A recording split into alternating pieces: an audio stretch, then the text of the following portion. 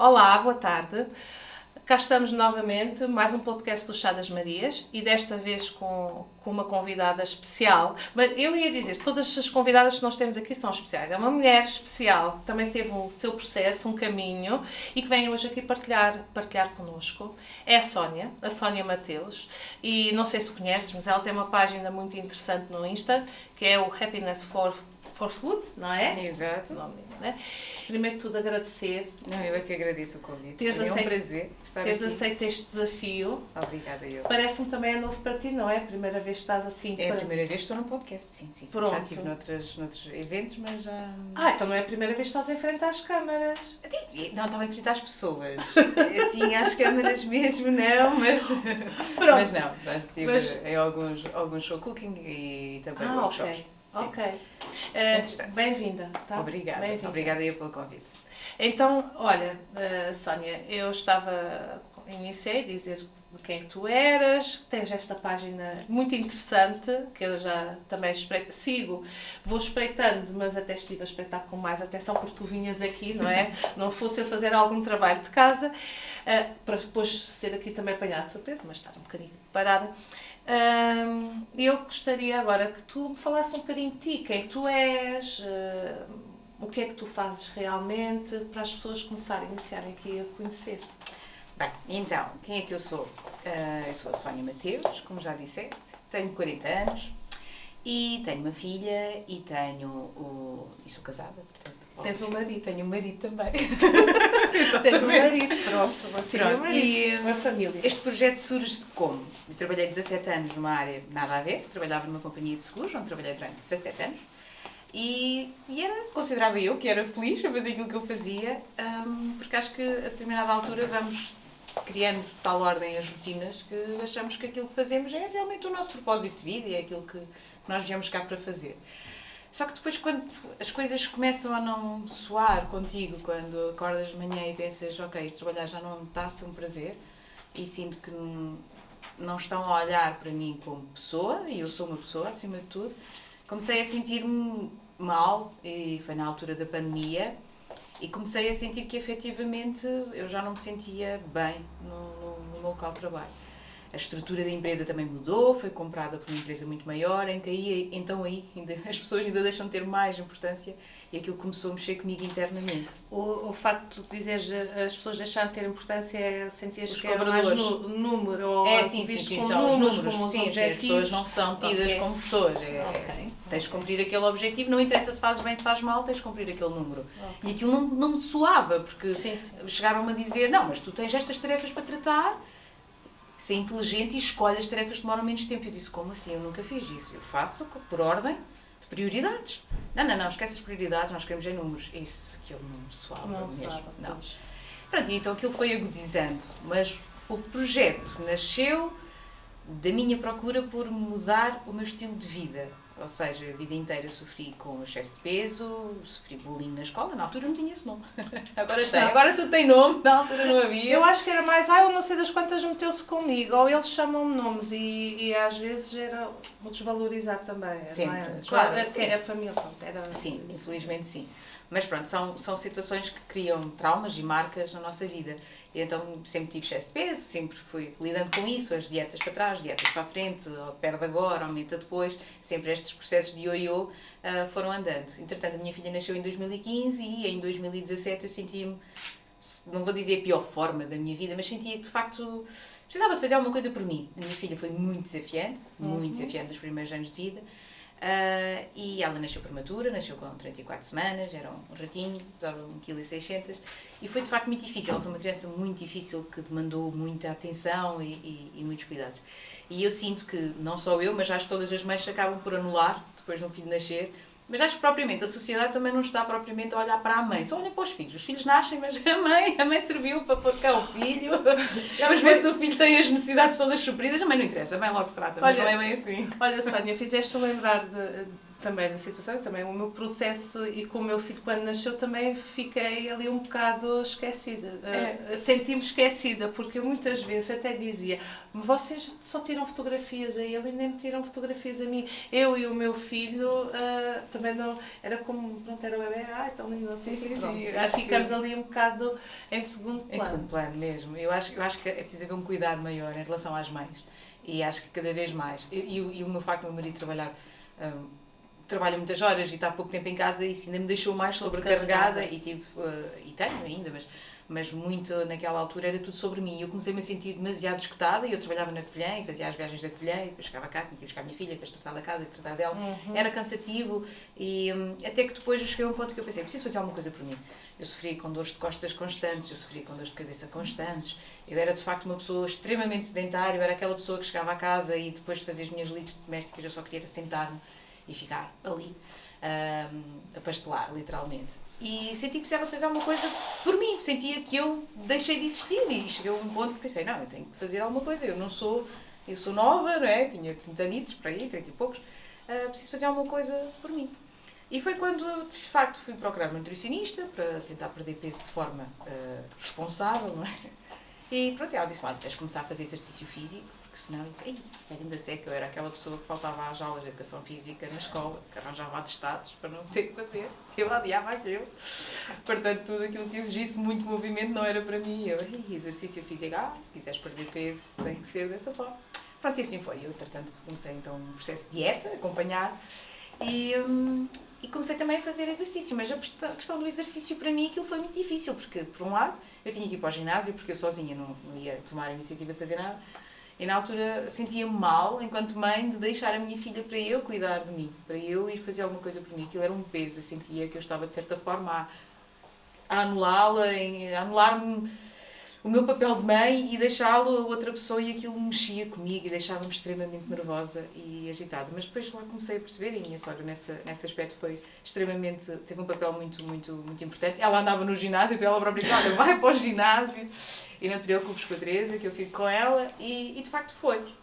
E o processo foi caminhando a partir daí. Claro que com um processo de dieta temos que pensar, ok, então o que é que eu posso comer na dieta, não é? E a partir daí eu comecei a criar algumas receitas que me satisfizessem, ou seja, eu tinha um paladar muito doce, ou seja, eu gostava muito de doces, eu sempre gostei muito de cozinhar a vida inteira, adorava, mas claro, comida, bacalhau com natas, comidas pesadas, eu gostava muito, e acho que cozinhar é um ato de amor, e eu tento colocar isso no meu projeto, em tudo aquilo que eu faço com muito carinho, eu faço com muito gosto, porque efetivamente eu acho que através da comida nós conseguimos chegar às pessoas com amor. Eu acho que se nós colocarmos brio naquilo que nós fazemos verdadeiramente, eu acho que isso chega às pessoas. Pelo menos eu tento pensar dessa forma. Eu também acredito. Gosto muito de colocar a nossa intenção cá dentro naquilo que nós fazemos. E então eu sempre tive esse gosto por cozinhar para as famílias, cozinhar para as pessoas. Não era para mim, às vezes era para as pessoas.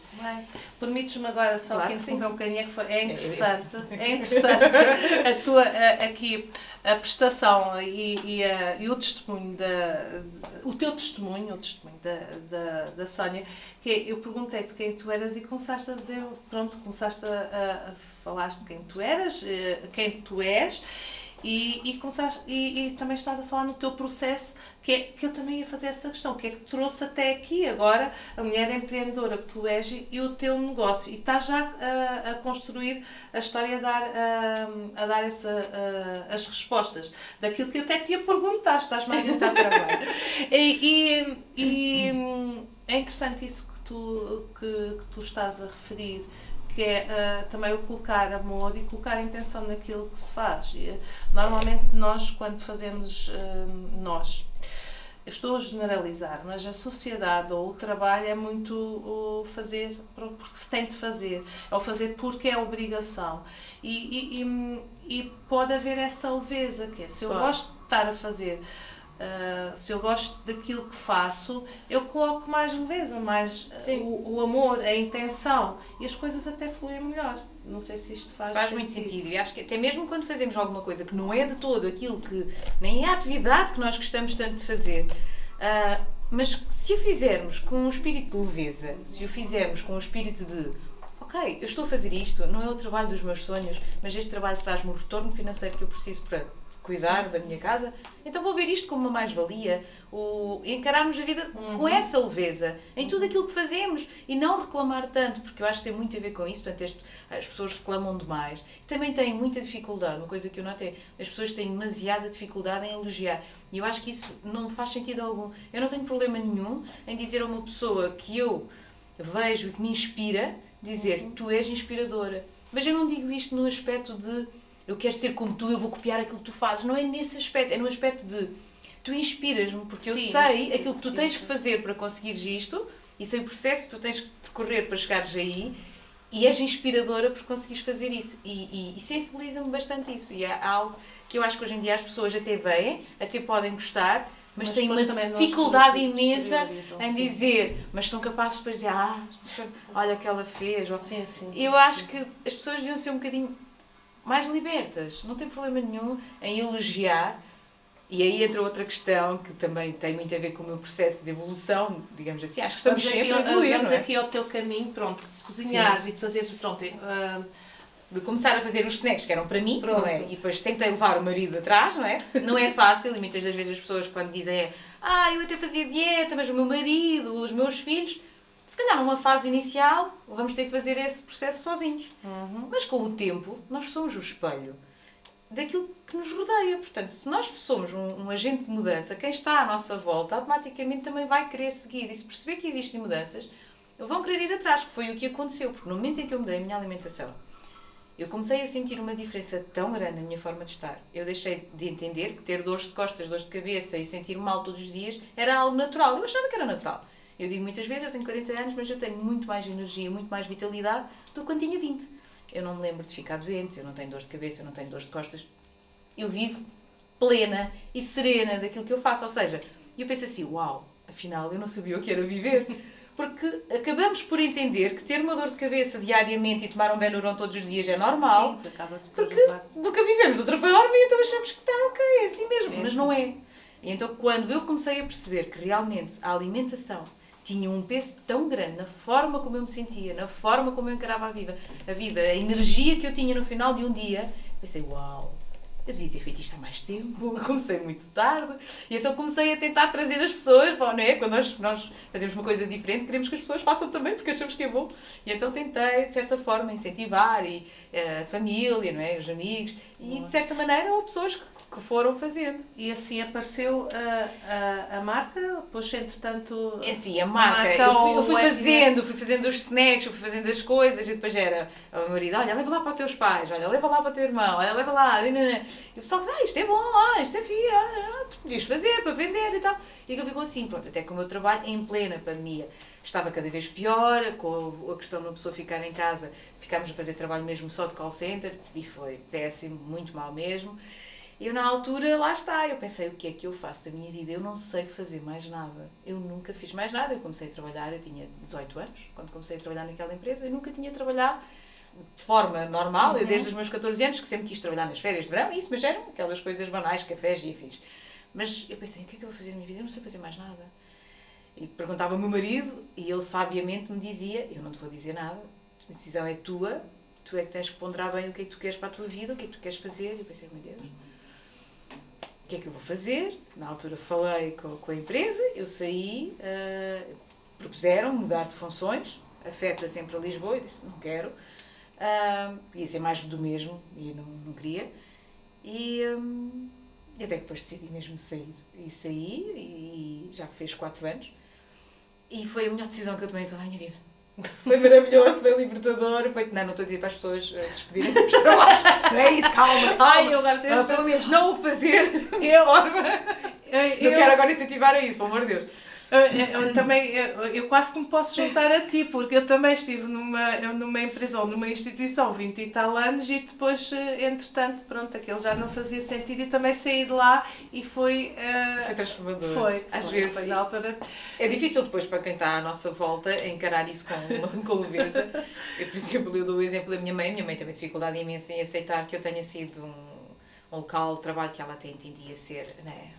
Sim, bem, sim. Não é? Para agora fazer o que é que a tua filha faz? Faz bolos! Com muito gosto, com muito orgulho.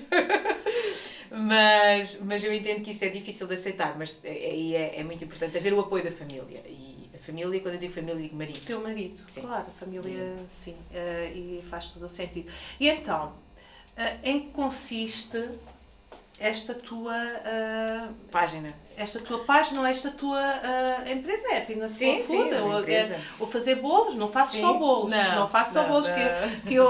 que eu vi que não é só bolos. O objetivo desta página vem também numa tentativa de sensibilização. Eu quero muito que as pessoas percebam que nós somos o que comemos, que nós somos aquilo com que nutrimos tanto o nosso corpo também como a nossa mente. Portanto, e eu gosto muito de partilhar um pouco do meu dia-a-dia e daquilo que eu faço, mesmo nomeadamente a questão dos treinos, porque é algo que eu acredito mesmo que está tudo ligado. Para quem não gostava de fazer exercício Exato. físico, Virou um vício. eu posso dizer que às vezes vejo lá os videozinhos a treinar e é tipo, oh meu Deus, eu bem preciso. Eu faço exercício, mas não é assim. Se calhar por causa disso é que também não tenho resultado. Também não é tudo. Não, eu acho que o importante é nós movimentarmos o nosso corpo mas, e procurar algo que nos quem não gostava satisfaça. agora é mesmo... Virou agora ou já... Virou um vício, mas é um vício bom. É muito bom. E de facto hoje em dia não consigo passar sem treinar. E sinto uma energia muito grande decorrente disso mesmo.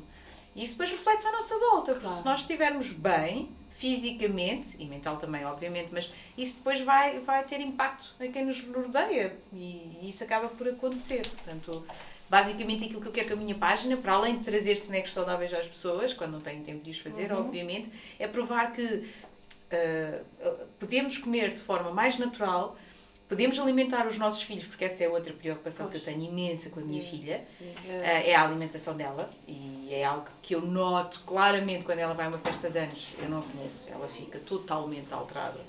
E sinto que, efetivamente, ela alimentar-se de forma correta, ela mesma já me pede. Ela, se me ver comer um lanche, ela ontem à tarde vai ver comer iogurte, com pera e granola. E ela, isso deve ser bom. Eu disse, filha, não te vou dar porque tem proteína. E eu considero que ela não precisa estar a comer proteína em pó, não há necessidade. Não te vou dar porque tem proteína, mas se quiseres amanhã no teu lanche também faz. Eu de manhã disse, filha, o que é que queres comer? Mãe, eu quero comer aquilo que estavas a comer ontem. Eu quero pera com iogurte e quero granola. Mas aí está o exemplo. É o exemplo. E a minha filha foi extremamente seletiva com comida e eu podia ter ido pelo caminho mais fácil das pessoas. Ela até aos 8 meses, até 1 ano e meio, ela não queria leite, nem por nada. As pessoas diziam, mete-lhe chocolate. Eu dizia, mas porquê se eu não quero que ela coma doces? Não, mas mete lá só um bocadinho já para ela beber o leite. Eu disse, não, isso não é solução. E foi muito difícil o processo. Ela começou a comer sólidos a partir dos 24 meses. Até aí foi um verdadeiro desafio, um sufoco autêntico. Portanto, sim, podia ter ido pelo caminho mais fácil, podia. Se tinha sido igual, não. Eu não me arrependo minimamente de todos os esforços que temos feito. E agora, quando ela me diz, mãe, eu quero provar isto tem muito bom aspecto, deixa-me de coração cheio. Mas não foi assim. E quando eu comecei a fazer, ela recusava-se a comer.